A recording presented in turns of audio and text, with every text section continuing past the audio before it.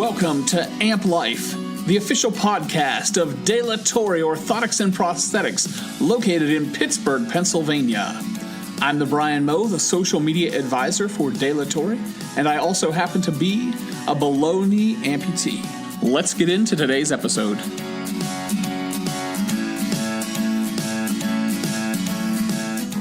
How's it going, everyone? My guest today is two-time Great Britain Paralympian James Roberts, also known as the Fit Amputee. James, welcome to Amplife. Thanks for having me on, Brian. James, you and I first encountered each other in one of the amputee groups on Facebook, and I know you were born with a congenital disability. Please share with our listeners how that disability impacted your life early on.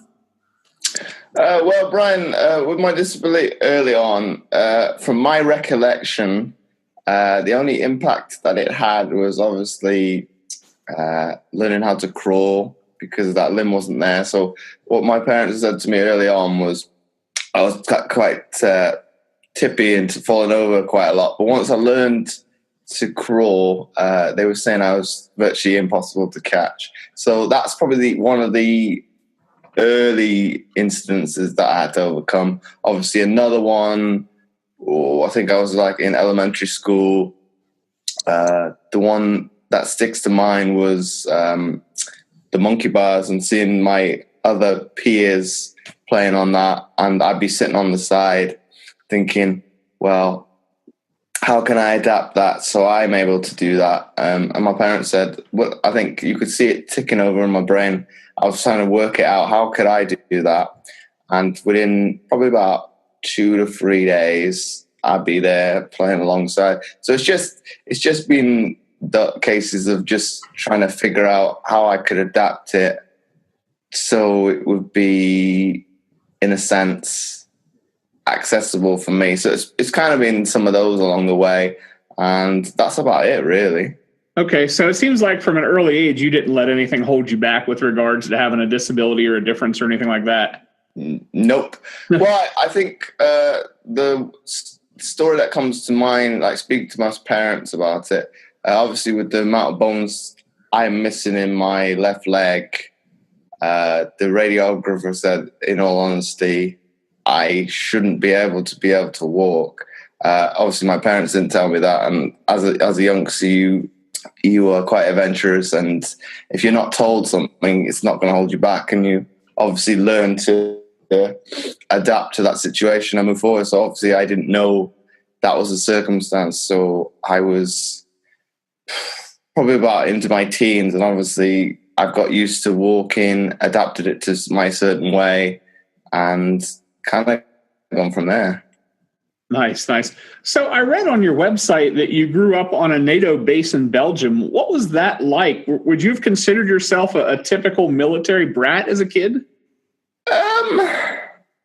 In the sense of the words, probably yes. But in kind of the grand scheme of it, obviously with the military kids moving around on average every 3 years, probably I don't fit that mold because I stayed in one place for until I was about 19 years old. So, okay, I don't fit that mold, but I was around military kids. So in a sense, probably, yeah. To answer your question, what was it like living in that environment? Well, it's probably my earliest exposure to an international environment. Obviously, we had... off the top of my head, probably about over 20 nationalities that I was interacting with. Oh, wow. I would say on a daily basis, but on a regular basis. So it exposes you to different languages, different cultures. So I think it opens your eyes and to kind of be more accepting to different religions and things like that. You kind of, I won't say more tolerable, but you kind of get to see the ins and outs of people's lives a little bit easier than, say, you would possibly do in a later life and going to visit places. Okay. When you're growing up as a kid, did you face any kind of discrimination or teasing or bullying or anything like that because of your limb difference?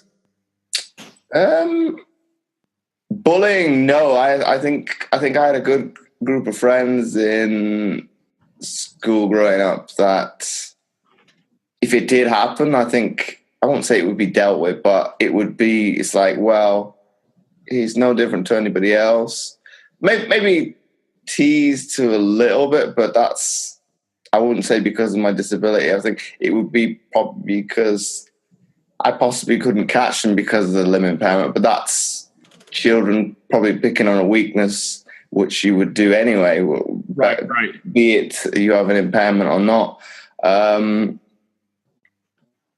So not really. The only thing that could stick to mind would be some of the questions my parents got asked when I was younger. I think the one that was probably, I won't say offended my mum, but kind of shocked my mum, was she got asked by, I think it was another parent when we were on holiday, what did you do to your son? You're thinking, oh wow, why would a parent?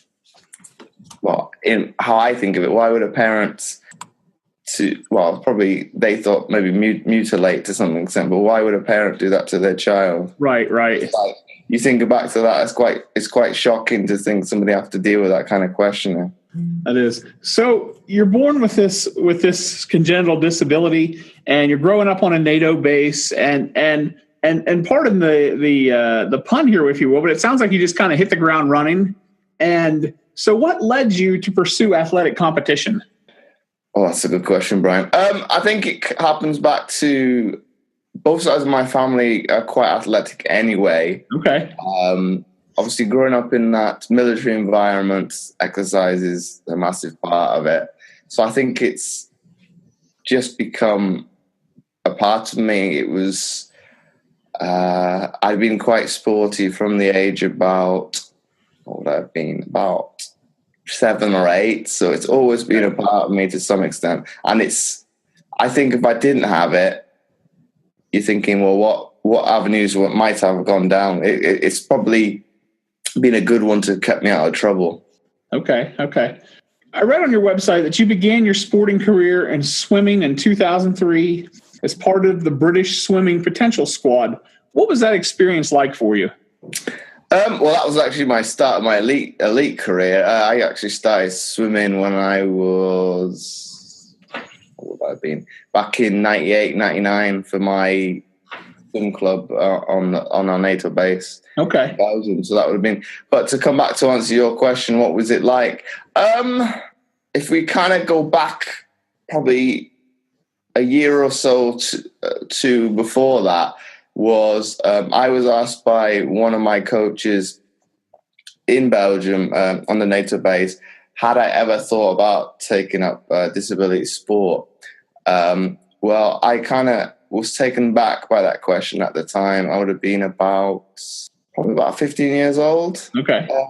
And obviously, as a teenager, you like to a certain extent, challenge the authorities. Like, well, I've kind of taken back by the comment and thinking, because at that time I was just competing in able-bodied sport, so I thought I kind of come back to my parents and said, and we discussed it. But why would I want to compete in disabled sport when within reason I can compete with my able-bodied peers? So I think at that time I probably had a negative outlook on disability sport. So, I took it on board, spoke to our head coach at the time, who was also a coach in the Belgian league. He spoke to another coach, another team who also coached a disabled program about me, and I got his contact details. Went down to their training session. I think it would have been a couple of months later. Did the training session. My mum was on poolside with their team management, just looking on, seeing how the session went. Obviously, when I finished the session, got in the car, spoke to my mom. She said to me, I won't say as soon as I got in the pool, but as soon as I got practicing, their eyes lit up. So they thought, I think when I turned up, they thought I might be just, I won't say average, but just one of the run of the mill. I'd just be so-so. But I turned out to be one of the, I'd say, better four swimmers in that program. To kind of cut a long story short, three of us went on to Paralympic success. Obviously, I didn't do it in swimming. I did it in two other sports. One of the guys did it in swimming, and I think off the top of my head, he competed in Sydney and Athens. And the other individual went on to compete in wheelchair tennis, and he competed in Beijing, London, and Rio just gone. So he's kind of, if you look at it, he's kind of eclipsed the two of us. And I see probably make a few more games to come as well. All right, awesome. Now, after swimming, you transitioned to rowing. And by this point, you've been competing as an elite athlete for quite a while. When did you reach your first Paralympic Games? My first Paralympic Games would have been in Beijing in 2008. Okay. 2012, you're once again in the Paralympics. This time you're in sitting volleyball. Was the transition for you more difficult than it was going from swimming to rowing? I think yes, because obviously rowing was not as established sport, so to speak. Okay. So the transition, there wasn't as many athletes going for the spots as there is the case now. Whereas with sitting volleyball, obviously it's a totally different entity to swimming or rowing, which are predominantly athletic sport, aerobic sports. Sorry. I think I thought it would, early doors. I thought it would be easy because I think if I harken back and think, I watched some of the sitting volleyball when I was at the Beijing Paralympics and said, "Oh, this looks easy. It wouldn't be a difficult sport to take up." But when I actually took the task on and tried to make it to be my sport, I saw that what difficulties is obviously with the movability. Obviously, you were using predominantly your upper body, but then you still have to play the ball with your hands. So the complexity of it is, from the outside, it does look like it's easy, but I think the players make it look like that. So the transition, to kind of answer your question, Brian, I think yes, it probably was more challenging because there was probably more skills to acquire, whereas with rowing, okay, I had to learn technical aspects that I'd never done before, but similar. There were similar principles between swimming and rowing. So to kind of answer your question, probably volleyball was the more difficult of the two. Okay. 2012 London Games. How did it feel for you to compete in what was essentially your hometown crowd? Those are quite difficult questions to answer at times. To compete at home, I think to answer it in a simple way would be, obviously, it virtually never happens to an athlete to be able to, I won't say never, but it's the chance that it would arise is very minute. So to be able to compete at home was, I would say it was a pleasure, because a lot of athletes were staying on, either prolonging their careers and retiring after it, coming out of retirement just to have that opportunity. So I think it's like I was saying, it's kind of a once in a lifetime opportunity to be able to do that. But I think from my perspective, it gave an opportunity for possibly friends and family that weren't able to travel out to China to see me compete. So it gave, I think, a larger proportion of individuals who probably maybe not be able to travel, their opportunity to see their family members compete. Obviously, from pride perspective, I think it was good because the British public do like their sports. So it wouldn't matter if it was the Olympics, Paralympics, they're going to get behind us. I think probably you could say the same case with the Americans as well. You do like your sport, so it's if you get to get behind your, how would I say it, country, you'll do it in any capacity that you can. What are some of the most difficult challenges that you faced as an amputee, and how have you worked to overcome those challenges in your life? I'd say, like I said earlier, probably learning to crawl. Obviously, I can't remember that because it was 30 years ago. Sure. Obviously, the challenges of being a kid and having to adapt it to a certain extent. To be able to play alongside my peers. Obviously, the one I didn't bring up, which I posted on one of my Facebook pages a couple of weeks ago, I talk about the adversity I faced as a teenager. Well, to kind of cut that long story straight, I wouldn't say an inferiority complex to a certain extent. I kind of had that sense as a teenager. I don't know why that root cause was, but I was wearing long trousers, jeans in the summer months, and it kind of dawned on me, I think at the age of, I'm going to say about 17, it kind of like a light bulb moment went off. I thought to myself, well, the only person you're actually impacting on is yourself, because I'm obviously making myself sweat more because I've got more layers on. And it kind of got to that point where it's having no impact on anybody else's life except your own. So why are you doing it? So, and from that moment on, I think, well, I think I was talking to another amputee individual yesterday about it, and I would wear shorts in PE, but not outside. So you're thinking, well, there's something not quite right there. Why can I be comfortable in a sporting environment, but not in the wider world? So it was quite a complicated issue there. But I obviously got over that.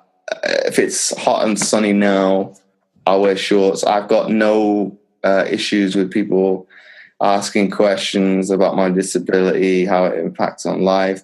I'm quite happy to answer, because obviously kids are quite inquisitive about things that are different. It's more the parents are a bit, how would I put it, shocked that their child is asking a difficult question. I said, no, well, it's human nature for a child to want to ask questions. So go ahead. It's probably not a question I've not heard, I say 100 times. So it's no, I don't mind.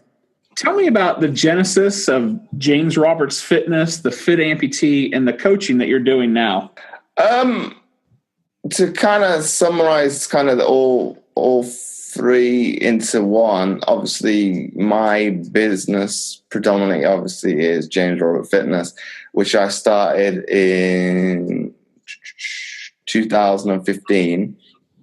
I first worked in a gym environment, so obviously you're not going to see very many people with disabilities. So predominantly I work with able-bodied individuals.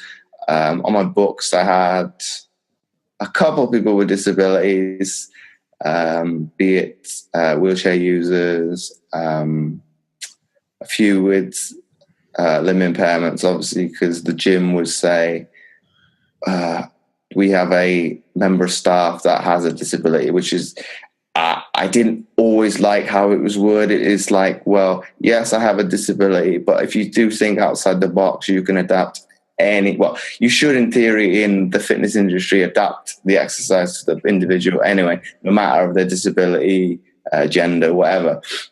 So it's kind of, you're thinking, they kind of didn't ask important questions. Like I would be given the prospective clients telephone number. So I'd have to ring them up. Oh, I've been giving you your contact details, blah, blah, blah. What is actually your impairment? Because they don't actually think of so I think that's, I think it harpens back to my involvement with obviously Paralympic sport. I know that not one disability is the same. Even if you had the same disability, your requirements may be different. So I even treat the same disability differently by how you answer my question, or how does your disability impact on your life. So I kind of think outside the box. Well, these are the questions I would like to be asked. Okay. Before I work with you. So to kind of bring up how the Fit Amputee came about, it was to kind of bridge that gap between, how would I put it, generalized fitness and amputees, and kind of bridge that gap, obviously, because there is some stuff out there on YouTube and things like that, but that's from my personal experience. It has been individuals that have the disability showing how they perform exercises, and in some cases they might not show the proper technique. So it's like I wanted to be able to incorporate things like that, and to be able to improve people's with amputation, knowledge. So obviously, if they happen to want to work with me on the short term, they could do, but then they had that knowledge for themselves to be able to implement it into their own lifestyle, and they wouldn't need a trainer. They know they got the right technique. They can adapt exercises. For example, if it's not the piece of equipment they need in the gym, they can't do it, so they can kind of adapt on the fly. So it was kind of bridging those two gaps. So to what my coaching is now, I'm probably still as inclusive. I've probably got at the multitude client-wise. There's different kind of individuals, be it young, old, different disabilities. Obviously, with me doing sport now, I still have access to those kind of people, so they'll come to me for training. Obviously, the more, what would I put it, as the people obviously in most cases want to lose weight, so that is what I'm looking at the moment. Obviously, it's trying to help amputees in the long run to help with that weight loss, obviously, because it's with the risk of diabetes is somewhat in some cases can be a little bit higher in amputees. So it's trying to get that weight loss down so you're not at risk of getting another, how would I put it, ailment that could severely impact on your life, because it's to some degree the amputation is for some people hard enough to deal with it as it is. Right. What advice or encouragement would you give to an amputee who's listening and asking that difficult question that I think you and I see a lot of times on the Facebook groups? Will things ever get better? Well, I think you could probably generalize that to everybody, though, couldn't you? It's right. It's kind of looking at the positives. Okay, you've had an amputation, but it's not dwelling upon the fact that I can't do things I used to be able to do. Well, that's you possibly could say, for example, you like to ride motorcycles when you were able-bodied. Okay, that's still possible. Okay, right. A balance is going to be a factor, but you could possibly look at getting a trike instead. You're still able to ride a motorcycle in essence, but it's kind of coming back to that point. It's kind of accepting what hand you've been dealt and kind of moving forward with life. Because if you start looking back and dwelling upon things, you kind of never accept who you have, I won't say that you have become, but who you are as the individual now. Because if you kind of look back and think, well, in the past tense, what have I done this? What have I done this? It's a kind of a sense of to a certain doubt, regret. You kind of, to kind of use that quote, the quote, you're kind of making a bigger hole for yourself from a mental aspect, because you're not, in a little bit of an essence, you're not coming to terms with it. You're not, and a little bit, confronting the challenge that is ahead. Sure. So kind of to answer your question, Brian, it's kind of taking the challenge by the horns to a certain extent and taking on, well, this is what my life is now. Let's go with it and see what I can make of it. Okay. We've been talking with the fit amputee, James Roberts. For more information about James, please visit his website, www.fitamputee.co.uk, and check him out on Facebook at James Roberts Fitness and on Twitter at James O. Roberts 11. James, I appreciate you joining me for this episode of Amplife. Thanks for having me on, Brian. All right, thanks. You've been listening to Amplife, the official podcast of Dilatory Orthotics and Prosthetics, located in Pittsburgh, Pennsylvania. If you've enjoyed today's episode, leave us a review on iTunes or give us a like on Facebook. I'm the Brian Moe. I invite you to visit our website, www.dilatoreop.com, or check us out on Facebook, Twitter, and Instagram at DelatorrePRS. Tune in next time for another episode of Amplife.